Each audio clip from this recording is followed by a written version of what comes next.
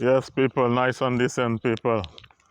This morning, I just want to show respect and pay tribute to my mother. The thing is, my mother is not dead or sick or anything like that, but I just want to pay tribute because, as I told you before, this is a dead hero society. And there's a guy who sang a song some years ago that says, this is a dead hero society. After we're dead, that's when they honor we, making unnecessary eulogies when we're gone. So I just want to acknowledge the lady's contribution towards my life and towards the life of the people that I have touched. Now, there's a song that goes this way.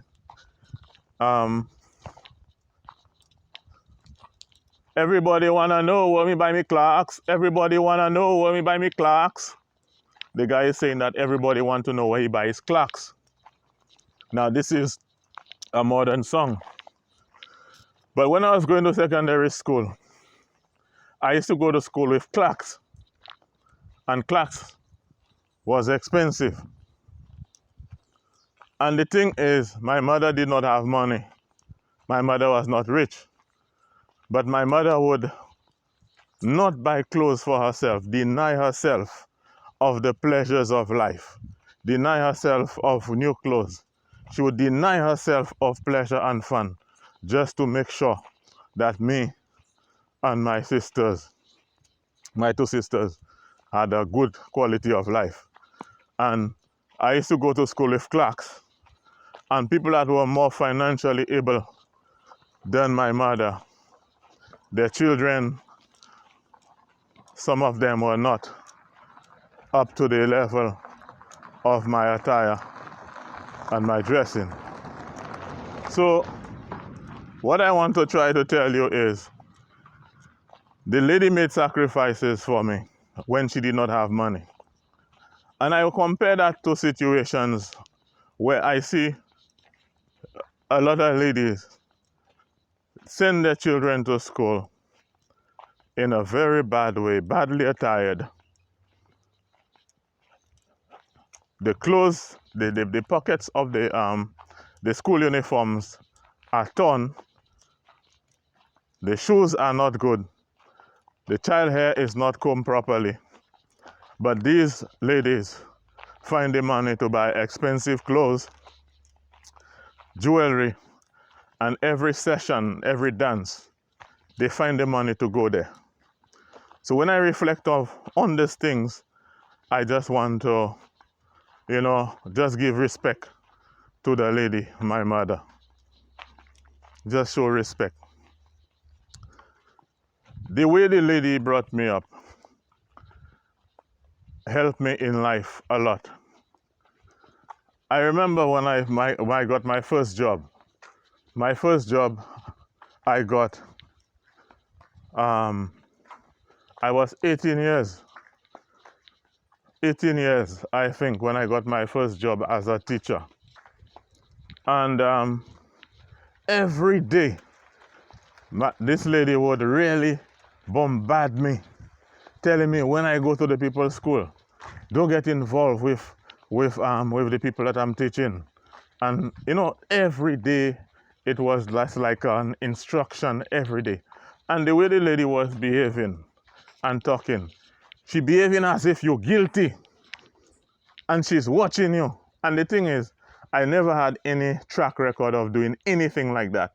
But the thing is, that's her way of ensuring that her son does not get involved in those things, because there were quite a few people who were in jail for having sex with the people that they were teaching.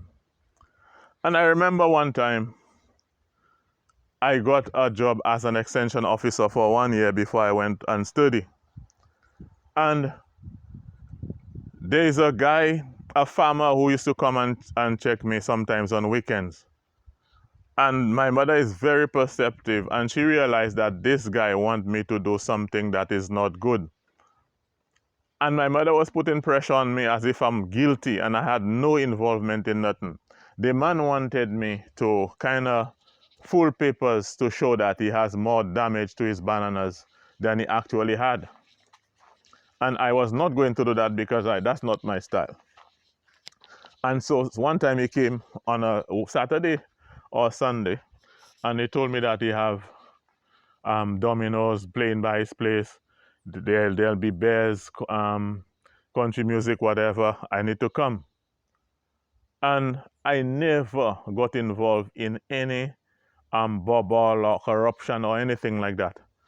But my mother was after me, watching my behavior, especially when that man came around. My mother would be angry.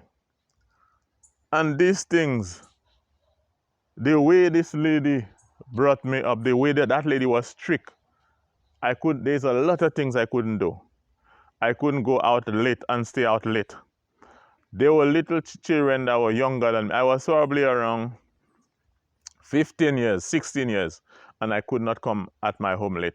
And I'm seeing sometimes boys around 10 years outside, 10 years, 12 years outside. There's the dance going on, and these people outside in the dance. And they were talking about those things, and I could not go to those places. There was one time I was doing in my chemistry class. The chemistry teacher knew somebody that knew my mother. And the lady asked her, you know Christian? And she said, yeah. These days I noticed that last time he put his feet on the desk or something like that.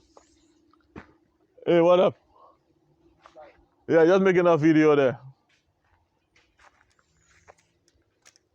All right, boss. I just making a video. And the sun hot. Yeah, so she told the lady that I had one of my feet on the desk or something like that, which I can't even remember. So my mother got to found out that I did something like that. Boy, it was hell to pay when I went at my home.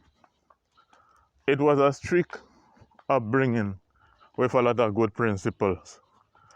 And even later, when I was not around the place, I used to remember those things, and it kind of forged some strong discipline in my system.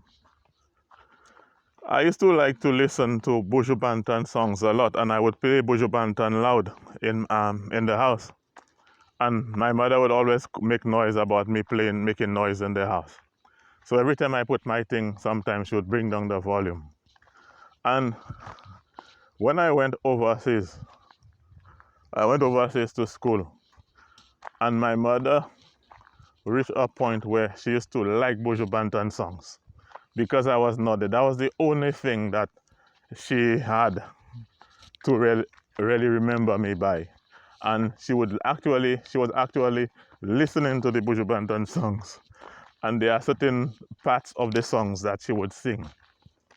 But the lady had a tremendous impact in terms of helping me with discipline, helping me deal with different problems that I would face in the world.